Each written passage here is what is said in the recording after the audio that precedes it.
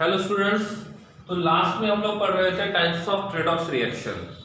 Types of redox reaction में से हमने तीन टाइप को पढ़ लिया था। कौन से? पहला था कॉम्बिनेशन रिएक्शन।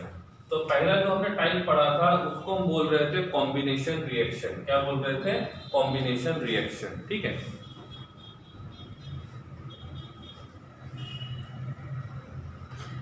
ठीक है, तो फर्स्ट को हमने बोला था कॉम्बिनेशन रिएक्शन, दूसरे को हमने भी बोला था डिकम्पोजिशन रिएक्शन, और तीसरे को हमने बोला था डिस्प्लेसमेंट रिएक्शन। ठीक है, इसको दो पार्ट में डिवाइड किया था। एक को हमने बोला था सिंगल डिस्प्लेसमेंट रिएक्शन और दूसरे को हमने बोला था डबल डिस्प्लेसमेंट रिएक्शन। ठीक है, तो आई थिंक मेरे हिसाब से यहां तक हो गया है। सही है। अब क्या करना है, बचे हुए टॉपिक को हम लोग कवर करने की कोशिश करते हैं। नंबर 4 वाला एक बाकी था जिसको हमने बोला था डिस्प्रपोर्शनेशन रिएक्शन।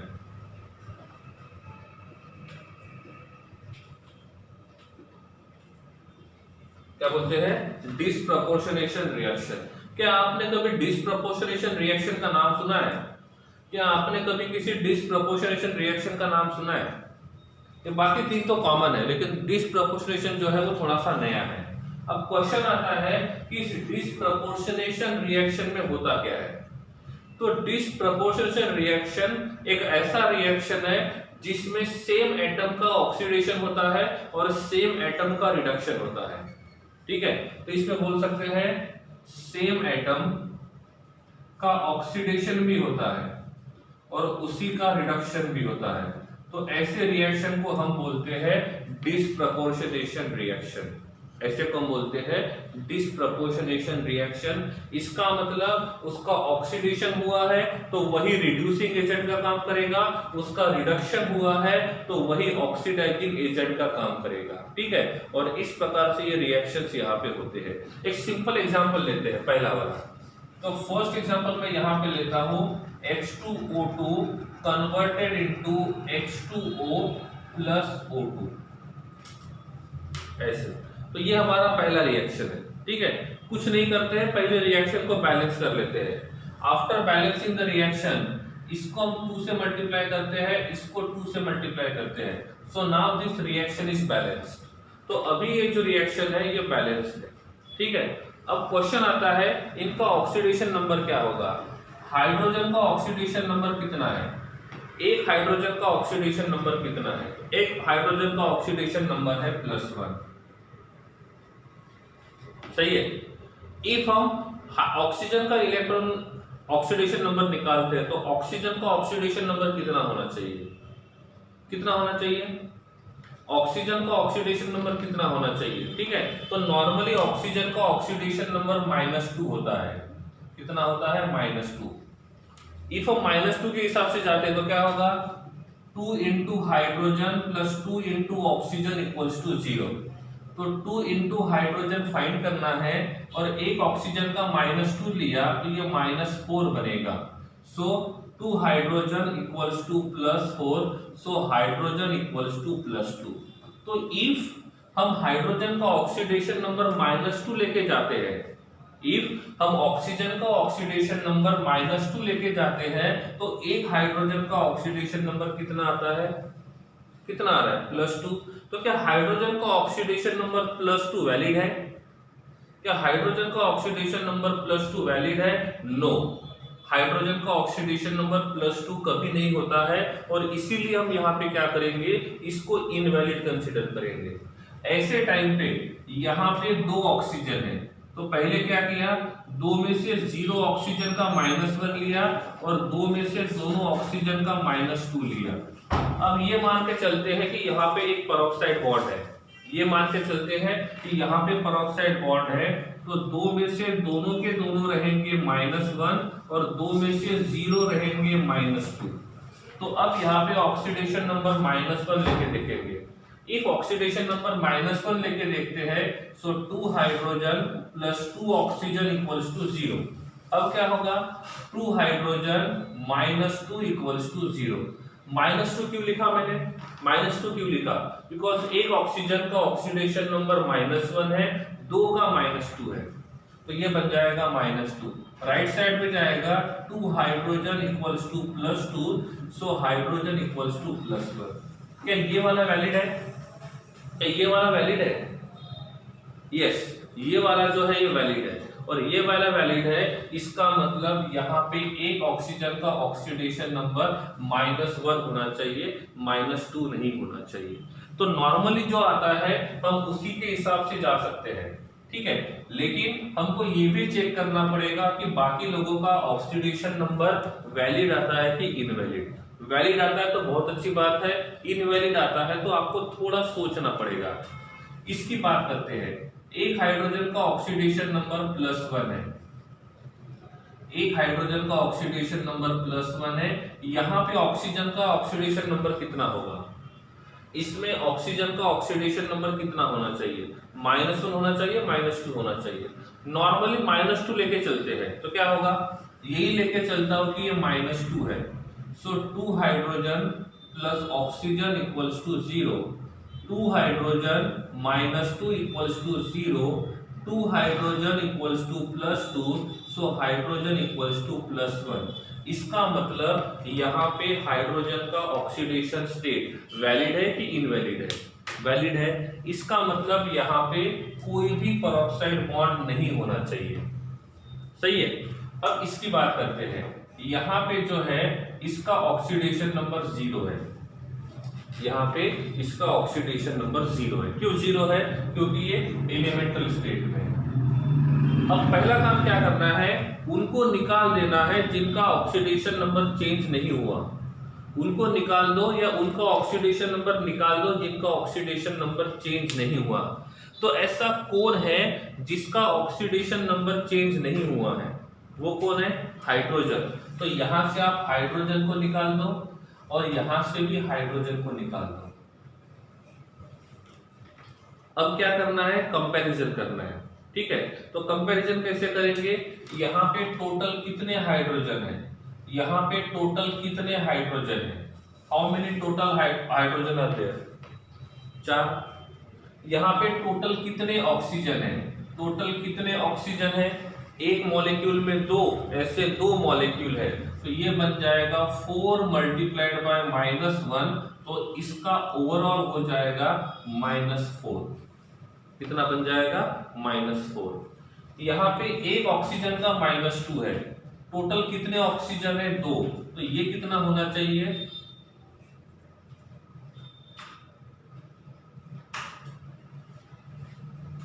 -4। कितना होना चाहिए? -4, सही है। और यहाँ पे कितना रहेगा? 0। कितना रहेगा? 0, सही है। अब देखो, हम इसको इसके साथ कंपेयर नहीं कर सकते। क्यों नहीं कर सकते? क्योंकि यहाँ पे जो ऑक्सीजन है वो 4 है और यहाँ पे जो ऑक्सीजन है वो 2 है। If number of atom same होते हैं तो ही आप डायरेक्टली कंपेयर कर सकते हो। अब फिलहाल इसको छोड़ देते हैं। अब मुझे आप ये बताओ, यहाँ पे ऑक्सीडेशन हो रहा है कि रिडक्शन हो रहा है? और ऑक्सीडेशन हो रहा है तो किसका, और रिडक्शन हो रहा है तो किसका?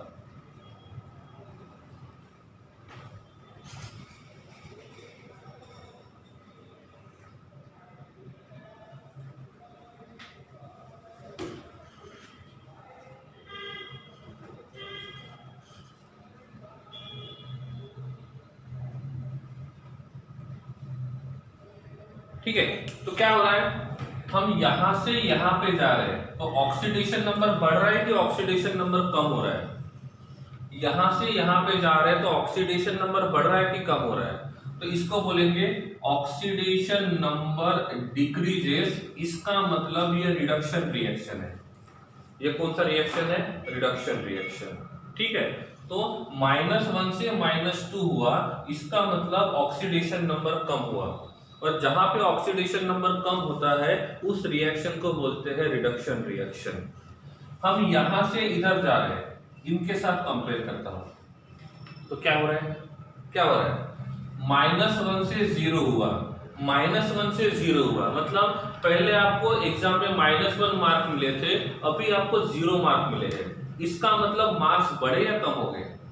पहले आपको -1 मार्क्स मिले थे, अभी आपको 0 मार्क मिले हैं, तो मार्क्स बढ़े या कम हो गए? इंक्रीज हो गया। इसका मतलब यहाँ पे ऑक्सीडेशन नंबर इंक्रीज हो रहा है, और जहां पे ऑक्सीडेशन नंबर इंक्रीज हो रहा है इसको बोलेंगे ऑक्सीडेशन रिएक्शन। तो इसमें क्या हो रहा है, सेम मॉलिक्यूल का रिडक्शन हो रहा है और सेम मॉलिक्यूल का ऑक्सीडेशन हो रहा है।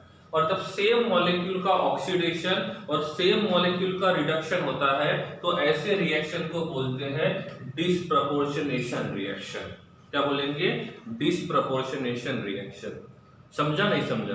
तो डिसप्रपोर्शनेशन रिएक्शन का मतलब होता है जिस रिएक्शन में उसी मॉलिक्यूल का या उसी एक एटम का ऑक्सीडेशन होता है और उसी एटम का क्या होता है, रिडक्शन होता है, तो उनको हम बोलते हैं कि वो डिसप्रपोर्शनेशन रिएक्शन को क्या करेगा, शो करेगा।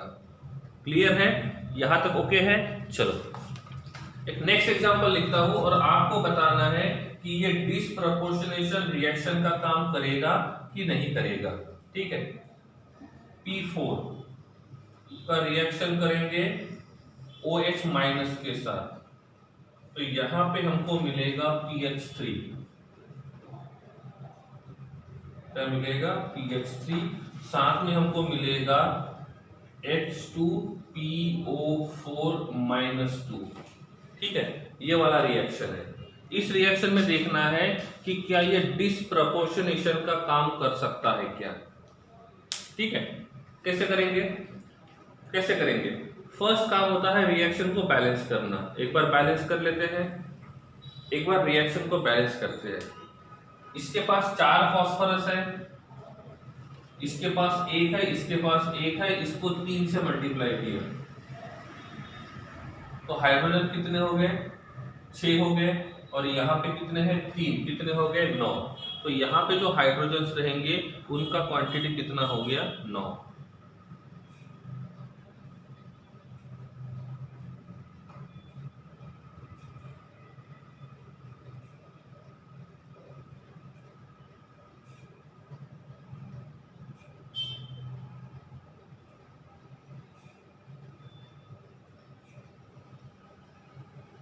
ठीक है, रिएक्शन बैलेंस्ड है।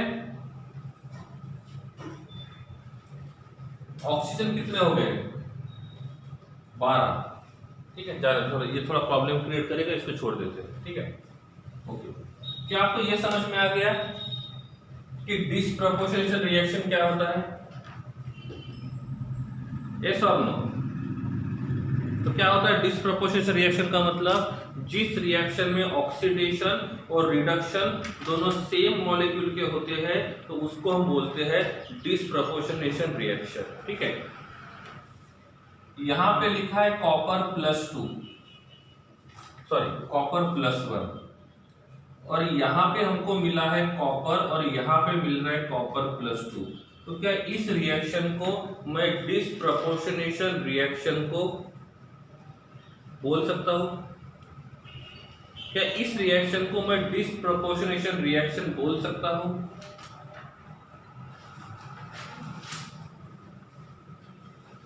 कैसे पता चलेगा? कैसे पता चलेगा? यह है कॉपर +1, ये कॉपर +1 है। तो क्या हो रहा है?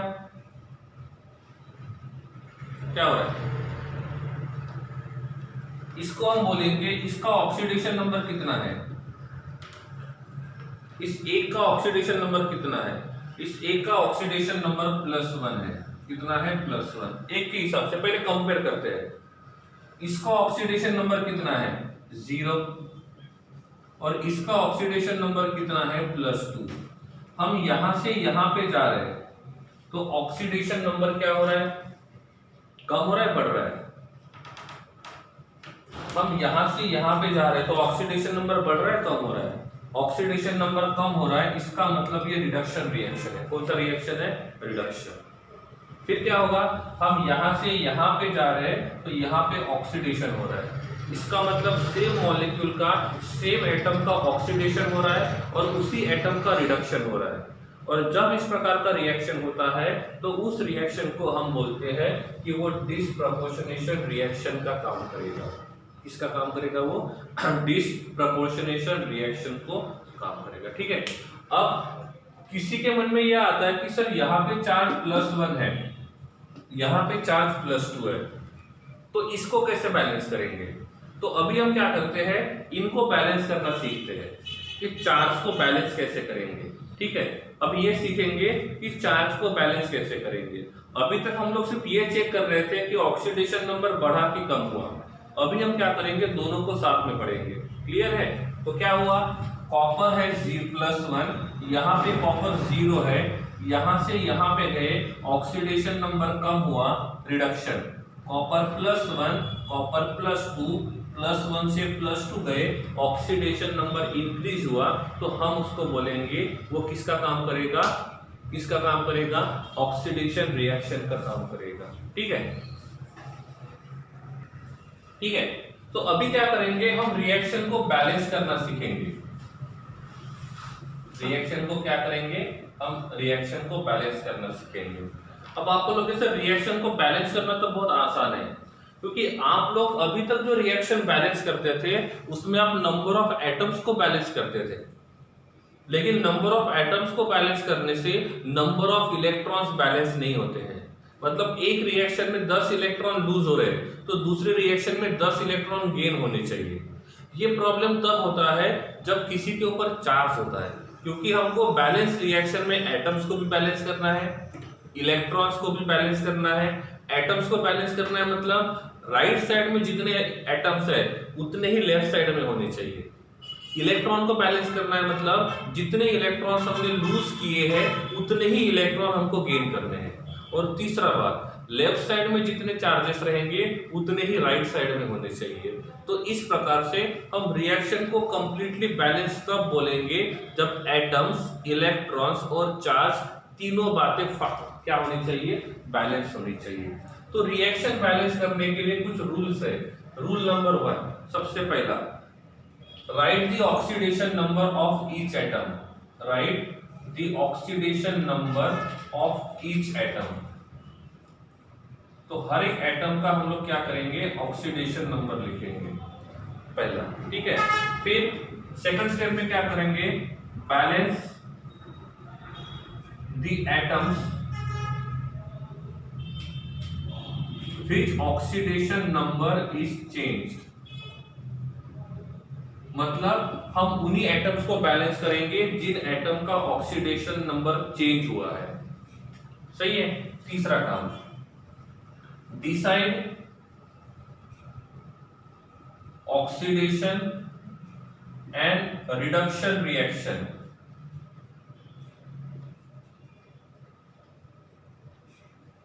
on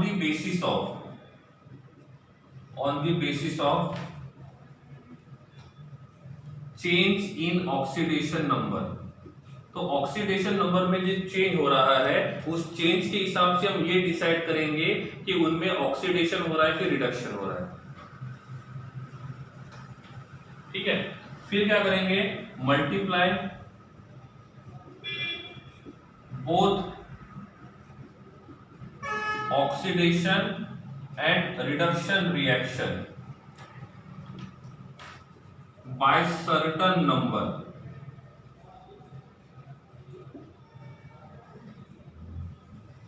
ठीक है, and last step,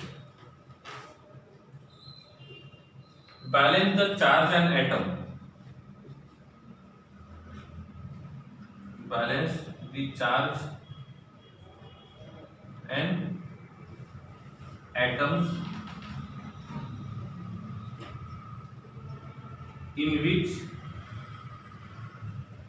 no change in oxidation state and add H plus OH and H2O if required।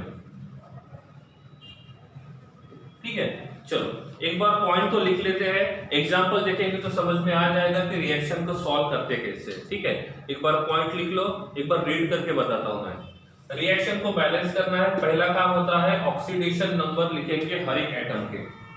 ठीक है, दूसरा काम होता है balance the atoms in which oxidation number is change, हम उन्हीं एटम्स को बैलेंस करेंगे जिनका ऑक्सीडेशन नंबर चेंज हो रहा है, हम उन्हीं को बैलेंस करेंगे जिनका ऑक्सीडेशन नंबर चेंज हो रहा है। Decide the oxidation and reduction reaction on the basis of change in oxidation number. तो ऑक्सीडेशन नंबर बढ़ रहा है कि ऑक्सीडेशन नंबर कम हो रहा है, इसके हिसाब से हम क्या करेंगे, ये डिसाइड करेंगे कि ऑक्सीडेशन हो रहा है कि रिडक्शन हो रहा है। फिर क्या करेंगे, multiply the both oxidation and reduction reaction by certain number. ये सर्टेन नंबर क्या होगा ये आपको एग्जांपल में समझ में आएगा। लास्ट में क्या करेंगे, देखो यहाँ पे सेकंड स्टेप में हम उन्हीं एटम्स को बैलेंस कर रहे हैं जिनका ऑक्सीडेशन नंबर चेंज हो रहा है, हम उनको बैलेंस नहीं कर रहे हैं जिनका ऑक्सीडेशन नंबर चेंज नहीं हो रहा है। तो जिनका ऑक्सीडेशन नंबर चेंज नहीं होता है उनको हम लोग लास्ट स्टेप में क्या करेंगे, बैलेंस करेंगे। ठीक है, तो ये है रूल्स जिसके हिसाब से हम रिएक्शन को बैलेंस करने वाले हैं। ठीक है, जिसके हिसाब से हम क्या करेंगे, रिएक्शन को बैलेंस करेंगे। ठीक है, चलो कुछ एग्जांपल्स देख लेते हैं ताकि ये बात जो रहेगी वो क्लियर हो जाएगी कि इसको हमको बैलेंस कैसे करना है। ठीक है, तो पहला एग्जांपल मैं यहाँ पे लिखता हूं, दिस इज फर्स्ट वन। एक मिनट,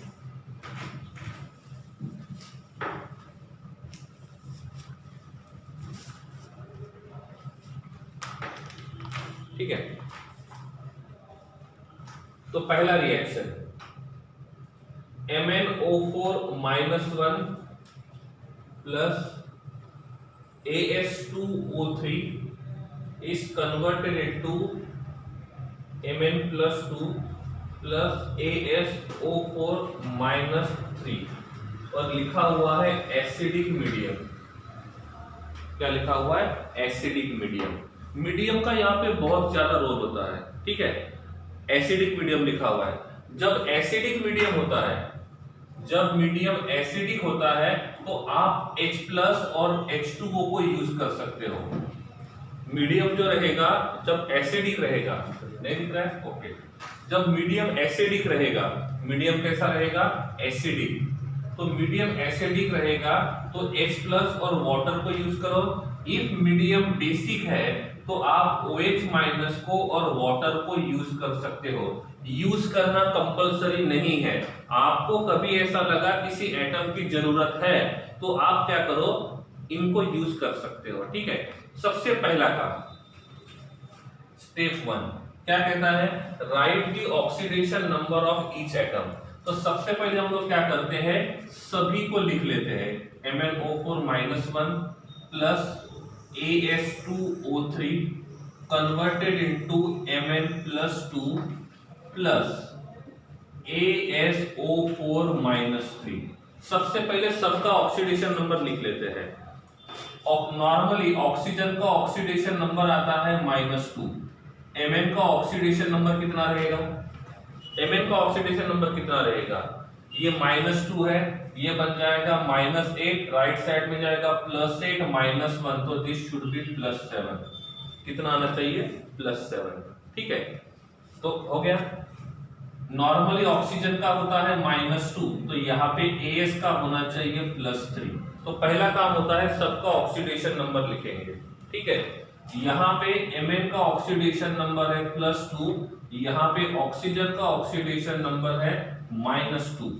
अब कितने ऑक्सीजन है, उसके पास कितने ऑक्सीजन है, उसके पास कितने ऑक्सीजन है, 4, 4 पूरे 8, राइट साइड में जाएगा तो +8 -3,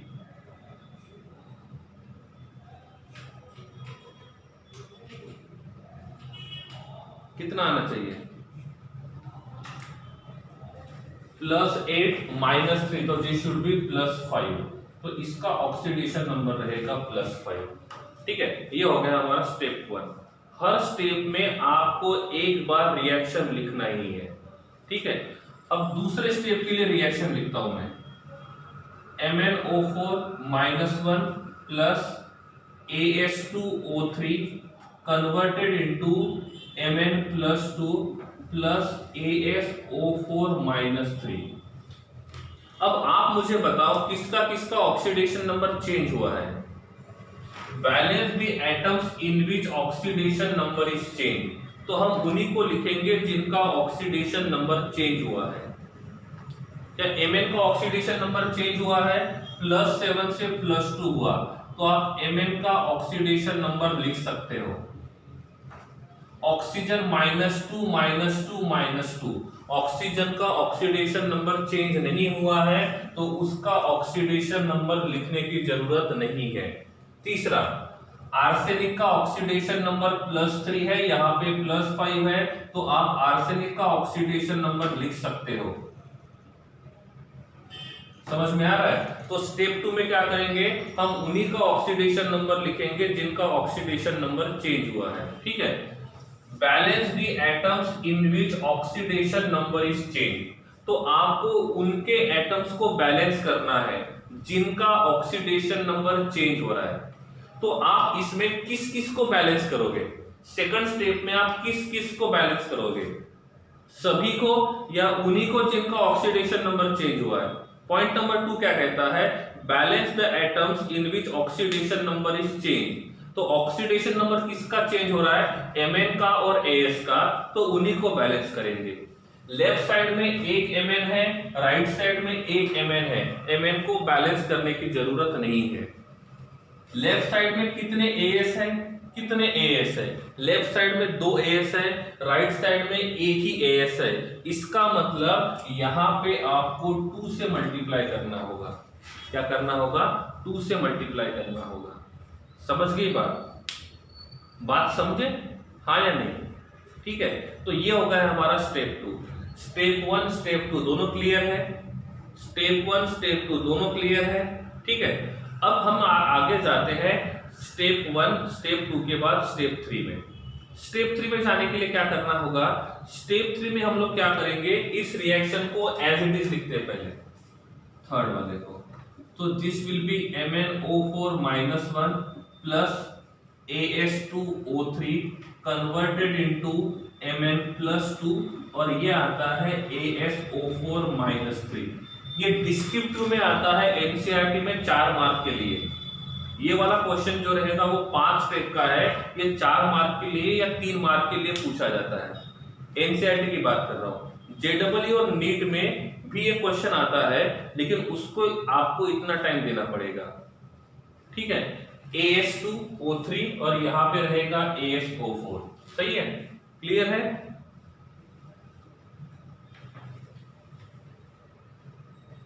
ओके है? हाँ।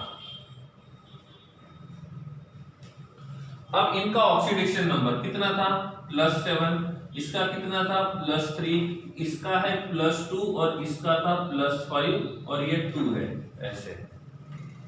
समझ गया? अब देखो यहाँ पे एक Mn का +7 है और Mn कितने हैं, एक ही है। इसका मतलब इसका ओवरऑल ऑक्सीडेशन नंबर कितना रहेगा, +7। कितना रहेगा, +7। समझ में आ गया? यहाँ पे एक आर्सेनिक का +3 है। टोटल कितने आर्सेनिक है? एक आर्सेनिक का ऑक्सीडेशन नंबर +3 है। टोटल कितने आर्सेनिक है? कितने आर्सेनिक है? तो यहाँ पे जो रहेगा वो क्या होना चाहिए, टोटल आर्सेनिक जो रहेगा ये बन जाएगा +6। समझ में आ रहा है? क्लियर है? यहाँ पे एक Mn है जिसका ऑक्सीडेशन नंबर +2 है, तो ये +2 ही रहेगा। यहाँ पे एक आर्सेनिक का +5 है, तो 2 आर्सेनिक है, तो 2 आर्सेनिक का कितना रहेगा, +10। कितना रहेगा, +10। समझ में आ रहा है? क्लियर है? ओके, आगे बढ़ते हैं। आर्सेनिक को आर्सेनिक के साथ कंपेयर करेंगे, Mn को Mn के साथ कंपेयर करेंगे। हम Mn से Mn तक जा रहे हैं। क्या हो रहा है, ऑक्सीडेशन नंबर डिक्रीजेस बाय 5। सही है, क्लियर है ना? ऑक्सीडेशन नंबर डिक्रीजेस बाय 5 मतलब कौन सा रिएक्शन है, ये हमारा रिडक्शन रिएक्शन है। कौन सा रिएक्शन है, रिडक्शन रिएक्शन। सही है। अब हम आर्सेनिक से आर्सेनिक तक जा रहे हैं, तो क्या लिखेंगे, ऑक्सीडेशन नंबर इंक्रीजेस बाय, कितने से इंक्रीज हुआ, कितने से इंक्रीज हुआ, ऑक्सीडेशन नंबर कितने से इंक्रीज हुआ, ऑक्सीडेशन नंबर 4 से इंक्रीज हुआ, इसका मतलब ये ऑक्सीडेशन रिएक्शन है, इसका मतलब ये ऑक्सीडेशन रिएक्शन है। समझ में आ रहा है? क्लियर है? क्लियर है? तीनों स्टेप क्लियर है? ठीक है, तो इस प्रकार से हम 3 स्टेप तक आ गए। अब फोर्थ वाला स्टेप क्या कहता है? ठीक है, अब ये तो डिसाइड कर लिया ना कि ऑक्सीडेशन रिएक्शन कौन सा है और रिडक्शन रिएक्शन कौन सा है। सो MnO4 से Mn+2 is a reduction reaction, AS2O3 से ASO4-3 that is the oxidation reaction. और यही बोला था कि आपको ये डिसाइड करना है कि ऑक्सीडेशन रिएक्शन कौन सा रहेगा और रिडक्शन रिएक्शन कौन सा रहेगा। That's clear. फोर्थ वाला स्टेप क्या बोलता है? क्या बोलता है फोर्थ वाला step? Multiply the both oxidation and reduction reaction. ठीक है, तो अब क्या है, नीचे रिएक्शन लिखने के लिए जगह नहीं है, तो मैं ऊपर वाले को इरेज कर रहा हूं। ठीक है, क्योंकि मेरे हिसाब से इसका काम हो गया है, फर्स्ट और सेकंड रिएक्शन का काम हो गया है, तो फिर से मैं यहाँ पे उनको नहीं लिखूंगा, अब यहाँ पे इनको इरेज कर रहा हूं मैं। ठीक है, सो इनको मैंने इरेज कर दिया।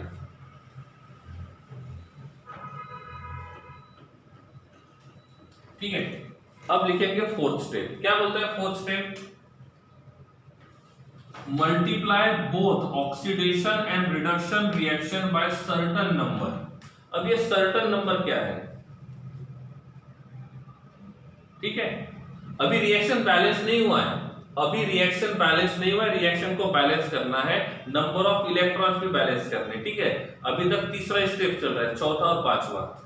Multiply both oxidation and reduction reaction, इसका मतलब ऑक्सीडेशन रिएक्शन को मल्टीप्लाई करेंगे। देखो, रिडक्शन कितने से हो रहा है? 4। ऑक्सीडेशन कितने से हो रहा है? सॉरी, रिडक्शन हो रहा है 5 से और ऑक्सीडेशन हो रहा है 4 से। तो जितना डिफरेंस ऑक्सीडेशन में है उसको रिडक्शन रिएक्शन को मल्टीप्लाई करो, तो ये रिडक्शन रिएक्शन है, तो रिडक्शन रिएक्शन को मल्टीप्लाई करेंगे, तो मल्टीप्लाई किससे करेंगे? 4 से। एक्सचेंज करना है, तो रिडक्शन रिएक्शन में चेंज कितना है? 5 का, और ऑक्सीडेशन रिएक्शन में चेंज कितना है? 4 का।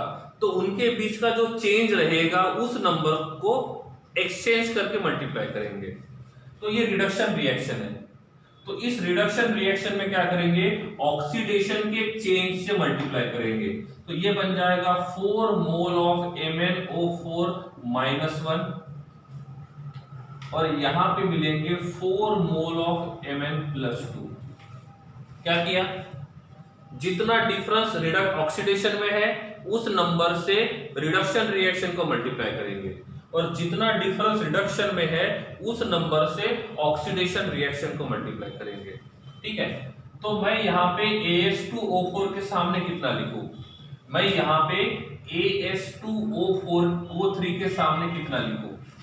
कितना लिखना पड़ेगा? इसके सामने लिखना पड़ेगा 5, यहां पे भी लिखना पड़ेगा +5 ASO4-3। अब मैंने पूछा यहां पे 5 आना चाहिए या 10 आना चाहिए? इसमें 5 आना चाहिए कि 10 आना चाहिए? देखो, इसके पास पहले से 2 है और फिर उसको 5 से मल्टीप्लाई कर रहे हैं, तो 5 मल्टीप्लाइड बाय 2, तो ये कितना होना चाहिए? 10 होना चाहिए। समझ में आ रहा है? 10 क्यों लिखा? क्योंकि पहले से उसके पास 2 थे, तो 2 multiplied by 5 that will be 10। Clear है? तो ये हो गया नंबर 4। नंबर 4 में क्या लिखेंगे? इसमें multiply the oxidation reaction by 5 multiply the reduction reaction by 4। समझ में आ रहा है? इसमें क्या होगा? Multiply the oxidation reaction by 5 and reduction reaction by 4। इस प्रकार से। समझा नहीं समझा? ठीक है, क्या किया हमने? जितने में ऑक्सीडेशन रिएक्शन में जितना डिफरेंस है उस डिफरेंस से रिडक्शन रिएक्शन को मल्टीप्लाई करेंगे, और रिडक्शन रिएक्शन में जितना डिफरेंस है उससे ऑक्सीडेशन रिएक्शन को मल्टीप्लाई करेंगे। ठीक है, क्लियर है? ये हो गया ऐसे। अब आर्सेनिक के पास पहले से 2 थे, अब 5 से मल्टीप्लाई कर दिया तो क्या होगा? ये बन जाएगा 10। क्या बन जाएगा? 10। ठीक है, अब आता है नंबर 5। अब आता है नंबर 5।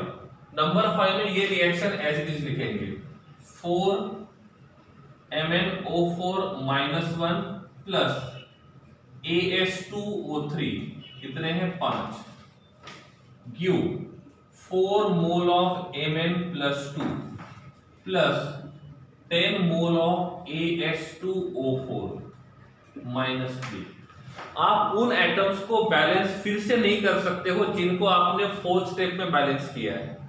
तो जिस एटम को आपने फोर्थ स्टेप में बैलेंस किया है उसको फिर से बैलेंस करने की जरूरत नहीं है। क्या लिखा है? Balance the charge and atoms, balance the charge and atoms in which oxidation number is not change. मतलब जिनमें ऑक्सीडेशन नंबर चेंज हुआ है उनको आप 4 में बैलेंस करो और जिनका ऑक्सीडेशन नंबर चेंज नहीं हुआ है उनको 5 में बैलेंस करो। ठीक है, ओके, ये नहीं आएगा। ठीक है, हो गया। अब उन्होंने बोला है कि बैलेंस करने के टाइम पे H प्लस OH या तो H2O ये आपका फिक्स डिपॉजिट है। क्या बोला मैंने? H प्लस OH और H2O ये आपका फिक्स डिपॉजिट है। जब रिएक्शन में लिखा जाएगा कि वो रिएक्शन एसिडिक कंडीशन में हो रहा है, क्या बोला मैंने? जब रिएक्शन में ये लिखा जाएगा कि वो रिएक्शन एसिडिक कंडीशन में है तो आप इस फिक्स डिपॉजिट में से किसको यूज कर सकते हो? आप यूज कर सकते हो H प्लस और H2O को। यूज करना कंपलसरी नहीं है, जिसकी जरूरत है उसको यूज करो। तो एसिडिक कंडीशन में आप इन दोनों को यूज कर सकते हो इफ आपको जरूरत है तो। बेसिक कंडीशन लिखा है तो आप OH और H2O इन दोनों में से किसी को यूज कर सकते हो, कंपलसरी नहीं है, जरूरत है तो यूज करना है। क्लियर है? स्टेप 3 को मैं इरेज कर रहा हूं क्योंकि स्टेप 3 का यहां पे कुछ काम नहीं है। ठीक है, देखो बैलेंस करने के टाइम पे अब हमारे पास दो ऑप्शन है, या तो हम पहले चार्ज को बैलेंस करें और फिर एटम्स को बैलेंस करें, या तो हम पहले एटम्स को बैलेंस करें और फिर चार्ज को बैलेंस करें। मैं आपको यही एडवाइस दूंगा, आप पहले चार्ज को बैलेंस करो। आप किसको बैलेंस करो? चार्ज को। चार्ज बैलेंस होता है तो जनरली एटम्स भी बैलेंस हो जाते हैं। अब मैं आपको पूछता हूं लेफ्ट साइड में कितने चार्ज है? लेफ्ट साइड में पॉजिटिव चार्ज है, नेगेटिव चार्ज है? लेफ्ट साइड में पॉजिटिव है, नेगेटिव है? नेगेटिव। एक मॉलिक्यूल के ऊपर कितना चार्ज है? एक मॉलिक्यूल के ऊपर कितना चार्ज है? -1। ऐसे कितने मॉलिक्यूल है? 4। तो 4 into -1 तो ये बन जाएगा -4। इसका मतलब लेफ्ट हैंड साइड का टोटल चार्ज रहेगा -4। लेफ्ट हैंड साइड का टोटल चार्ज रहेगा -4। अब राइट हैंड साइड की बात करते हैं। यहां पे चार्ज है +2 और +2 चार्ज वाले 4 आयंस है तो ये बन जाएगा +8। क्या बन जाएगा? +8। AsO4 -3, एक AS के ऊपर -3 चार्ज है और -3 वाले कितने हैं? 10 है। तो टोटल कितना हो गया? 10 into -3 तो ये बन जाएगा -30। कितना बन जाएगा? -30। समझ में आ रहा है? नहीं आ रहा है? अब देखो +8 -30, क्या पूछा मैंने? +8 -30 कितना हुआ? +8 -30 कितना हुआ? -22। कितना हुआ? -22। तो इस साइड का ओवरऑल चार्ज है -22 और इस साइड का चार्ज है -4। ये हमारा LHS है और ये हमारा RHS है। क्या दोनों साइड में चार्ज इक्वल होना चाहिए? चार्ज इक्वल होना चाहिए। यहां पे -4 है तो यहां पे भी -4 होना चाहिए, यहां पे -22 है तो यहां पे भी -22 होना चाहिए। LHS इक्वल टू RHS नहीं है। तो LHS इक्वल्स टू RHS करना है तो चार्ज को बैलेंस करना होगा। चार्ज को कैसे बैलेंस करेंगे? चार्ज को कैसे बैलेंस करेंगे? मैंने बोला आपके पास नेगेटिव आयन है, तो नेगेटिव आयन कहां पे ऐड करोगे? लेफ्ट हैंड साइड में, राइट हैंड साइड में? आपके पास नेगेटिव आयन है तो आप कहां पे ऐड करोगे? लेफ्ट हैंड साइड में, राइट हैंड साइड में? नेगेटिव का चार्ज कम कहां पे है? नेगेटिव चार्ज कम कहां पे है? लेफ्ट हैंड साइड में। तो इफ आपके पास नेगेटिव आयंस अवेलेबल है तो आप लेफ्ट में ऐड करोगे। कितने ऐड करोगे? कितने ऐड करोगे? कितने ऐड करोगे ताकि लेफ्ट और राइट दोनों सेम हो जाए? आप यहां पे -18 को ऐड करते हो तो ये इक्वल हो जाएगा। सही है। अब मैंने बोला आपके पास नेगेटिव चार्ज नहीं है, आपके पास पॉजिटिव चार्ज है, तो पॉजिटिव चार्ज कहां पे ऐड करने होंगे? पॉजिटिव चार्ज कहां पे ऐड करने होंगे? लेफ्ट में या राइट में? राइट में। और कितने पॉजिटिव चार्ज राइट साइड में ऐड करोगे तो LHS और RHS दोनों इक्वल हो जाएंगे? कितने? 18। मतलब आपको यहां पे +18 ऐड करने होंगे तब जाके LHS और RHS को ऐड कर सकते हो। अब आपके पास ऑप्शन क्या है? H+, OH- आयन और H2O। इसका मतलब एसिडिक कंडीशन में आपको क्या यूज करना है? एसिडिक कंडीशन में आपको क्या यूज करना है? या तो H+ या तो H2O। H2O के ऊपर चार्ज नहीं होता है, H2O के ऊपर चार्ज नहीं होता है, H+ के ऊपर चार्ज होता है। तो H+ को आप कहां पे ऐड करोगे? लेफ्ट हैंड साइड में कि राइट हैंड साइड में? पहले चार्ज को बैलेंस करते हैं। आप H2O को लेफ्ट हैंड साइड में ऐड करोगे, राइट हैंड साइड में? राइट हैंड साइड में। अब एक H+ के ऊपर चार्ज कितना है? +1। तो राइट साइड में कितने H+ आयन ऐड करोगे? राइट साइड में कितने H+ आयन ऐड करोगे? 18 ऐड करके देखते हैं। यहां पे लिखता हूं मैं +18H+। क्या लिखा मैंने? +18 + 1। ठीक है, एक मिनट इधर लिख लेता हूं, नीचे लिख लेता हूं मैं। ठीक है, तो यहां पे लिखता हूं मैं +18H+। तो क्या होगा? -22। एक हाइड्रोजन के ऊपर +1 है, 18 के ऊपर +18 -22, तो ये बन जाएगा -4। सही है, सही है। तो राइट साइड में -4 है और लेफ्ट साइड में -4 है। क्या मैं बोल सकता हूं LHS इक्वल्स टू RHS? क्या मैं बोल सकता हूं LHS equal to RHS? Yes. ठीक है, थोड़ा सा रिकैप में जाते हैं, थोड़ा सा रिकैप में जाते हैं। ठीक है, क्योंकि ये वाली स्टेप इंपॉर्टेंट है। क्या करना है? एक MnO4 के ऊपर -1 चार्ज है, ऐसे 4 MnO4 है तो ओवरऑल चार्ज हो गया -4। इसके ऊपर कोई चार्ज नहीं है तो यहां पे तो चार्ज रहेगा, ये 0 रहेगा। एक Mn के ऊपर +2 है, ऐसे 4 है तो ये बन जाएगा +8।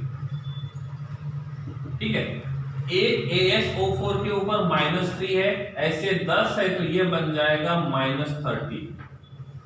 अब इन दोनों को मैं जोड़ता हूं तो ये बनता है -4 और इन दोनों को मैं जोड़ता हूं तो ये बनता है -22।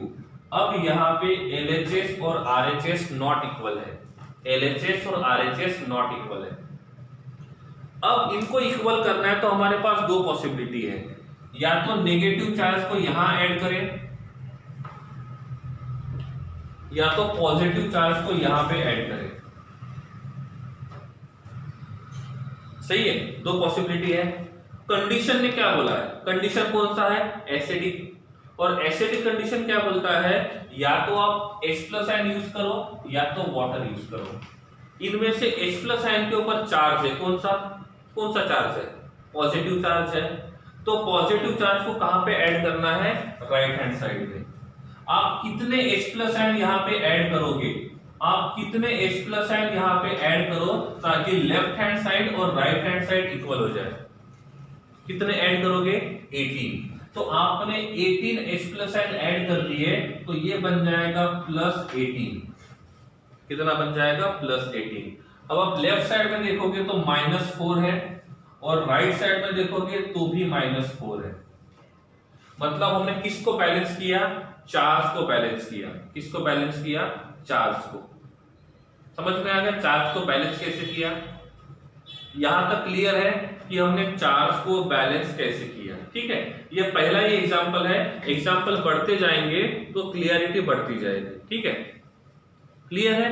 अब मैं यहाँ पे डायरेक्ट रिएक्शन लिखता हूं। मतलब हमने चार्ज को बैलेंस कर दिया है, हमने चार्ज को बैलेंस कर दिया है, तो ये बन जाएगा 18H+। ठीक है, हो गया। अब किसको बैलेंस करना है, अब एटम्स को बैलेंस करेंगे। मैंने पूछा लेफ्ट हैंड साइड में और राइट हैंड साइड में। लेफ्ट हैंड साइड में कितने Mn है, कितने Mn है, 4। कितने ऑक्सीजन है, कितने ऑक्सीजन है, ये 4 तो 16 और ये 15, कितने हो गए 31। सही है ना, क्लियर है। कितने आर्सेनिक है, कितने आर्सेनिक है, 10। तो आर्सेनिक जो रहेंगे वो 10 है और हाइड्रोजन 0 है, हाइड्रोजन 0 है। सही है। इस साइड में Mn कितने हैं, Mn कितने हैं, कितने Mn है, 4। कितने ऑक्सीजन है, कितने ऑक्सीजन है, 10 × 4, तो ये बन जाएंगे 40। कितने ऑक्सीजन है, 40। अब देखेंगे आर्सेनिक कितने हैं, आर्सेनिक कितने हैं, 10 और H+ आयन कितने हैं, 18। H+ आयन कितने हैं, 18। अब दोनों साइड को कंपेयर करो, किसका क्वांटिटी चेंज है, कौन बैलेंस नहीं है। लेफ्ट और राइट दोनों को देखो तो कौन बैलेंस नहीं है, कौन बैलेंस नहीं है, ऑक्सीजन और H+ आयन। तो ऑक्सीजन और H+ आयन को बैलेंस करने के लिए मैं और क्या यूज कर सकता हूं, क्या यूज कर सकता हूं, H2O। क्या यूज कर सकता हूं, H2O, क्योंकि उसमें उन्होंने बोला था एसिडिक कंडीशन है तो आपको H+ और H2O इन दोनों में से किसी को यूज करना है। हमने ऑलरेडी H+ को यूज किया है तो अभी हमको H2O यूज करना होगा। तो हम H2O कहां पे ऐड करें ताकि ये रिएक्शन बैलेंस हो जाए। H2O लेफ्ट साइड में ऐड करना सही रहेगा कि राइट साइड में, H2O लेफ्ट साइड में कि राइट साइड में, लेफ्ट साइड में। तो मैंने यहां पे लेफ्ट साइड में H2O ऐड किया, यहां पे राइट साइड में 18H+ है, यहां पे एक भी H+ नहीं है, मतलब एक भी हाइड्रोजन नहीं है, एक भी हाइड्रोजन नहीं है। तो मैं यहां पे इसको 9 से मल्टीप्लाई करता हूं, कितने से, 9 से। इफ हम 9 से मल्टीप्लाई करते हैं, 9 से मल्टीप्लाई करते हैं तो क्या होगा, 9 से मल्टीप्लाई करेंगे तो ये H+ आयन जो रहेंगे वो बढ़ जाएंगे और ये बन जाएंगे 18। तो 0 × 18 ये बन गए 18। सही है। तो यहां पे कितने ऑक्सीजन बढ़ गए, कितने ऑक्सीजन बढ़ गए, एक H2O में एक, तो 9 H2O में 9, तो 31 + 9 = 40। तो लेफ्ट साइड में 4 Mn है, राइट साइड में 4 Mn है। लेफ्ट साइड में 40 Mn है, राइट साइड में 40 ऑक्सीजन है, राइट साइड में 40 ऑक्सीजन। लेफ्ट साइड में 10 आर्सेनिक, राइट साइड में 10 आर्सेनिक। लेफ्ट साइड में 18 हाइड्रोजन, राइट साइड में 18 हाइड्रोजन। लेफ्ट साइड में -4 है, राइट साइड में -4 है। तो हमने चार्ज को भी बैलेंस किया, हमने एटम्स को भी बैलेंस किया, हमने चार्ज को भी एटम्स किया और एटम्स को भी बैलेंस किया। ठीक है। अब मैं आपको पूछता हूं ये काउंट कैसे किया।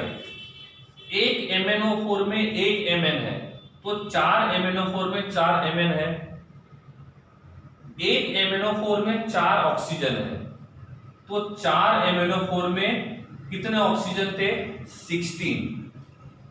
एक AS2O3 में 3 ऑक्सीजन है, ऐसे 5 मॉलिक्यूल है, तो यहां पे ऑक्सीजन हो गए 15, यहां पे 15 है, यहां पे 16 है, तो वो कितने बन गए थे, 31 बन गए थे।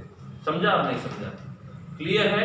तो इस प्रकार से रिएक्शन को बैलेंस किया जाता है, इस प्रकार से रिएक्शन को बैलेंस किया जाता है।